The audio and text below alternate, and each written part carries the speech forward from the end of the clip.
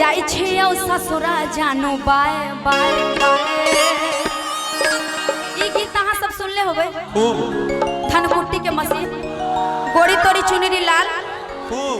सोनवा के सिकरिया, थ्रेसर से भूसा निकल रहा है।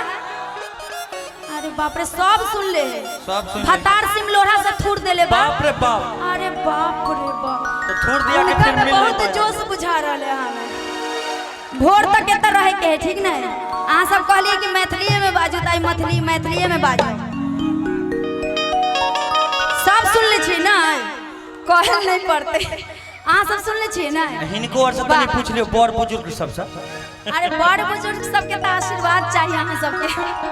बड़ बुजुर्ग सब हम नहीं अपेक्षा कह सके छी कि सब काम में रहते होते, लेकिन नौजवान सब हमेशा मोबाइल में। लेकिन एक बात अंतरा जी, जो जवान नहीं देखते वो बुजुर्ग देख लेते हैं। अरे जो जवान नहीं देखते वो बुजुर्ग देख लेते हैं। अच्छा। उम्र के हर मोड़ पर अपनी गाड़ी ब्रेक लेते हैं और जरूरत पड़ने पर दूसरे के तवे पर अपनी रोटी सेक लेते हैं। इसलिए बुजुर्ग को बुजुर्ग मत समझिए आप। अनुभव ज्यादा हो जाता है ना, अनुभव हो जाता है एज के साथ। बस बस बस वही बात है। यहाँ है कि पहले इस्तेमाल करें फिर विश्वास करें। तो इनका सबके लेल कह चाहबे कहियो कि गोरिया चांद के अजोरिया अनिया न गोरा पार हो।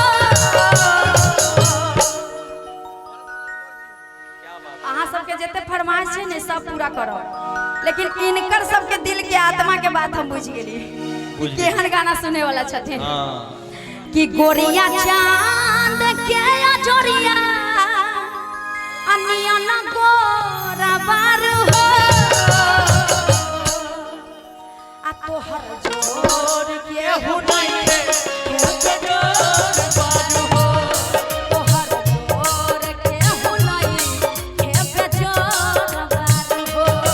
गोरिया चांद के अजोरिया अनिया न गोरा बार हो।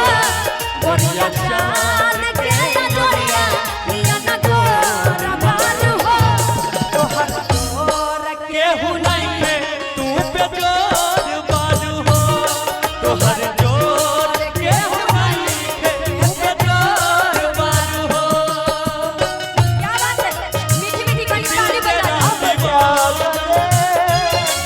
हम तुमसे हुआ है प्यार, हम क्या कहें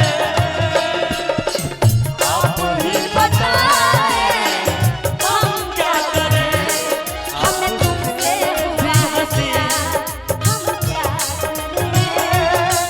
हमें तुमसे हुआ है प्यार, हम क्या करें। आप ही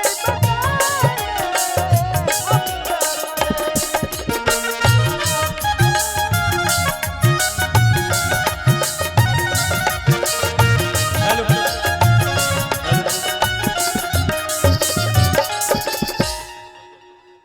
चले वो साउंड शायद बंद हो गया, उसके लिए बोलो।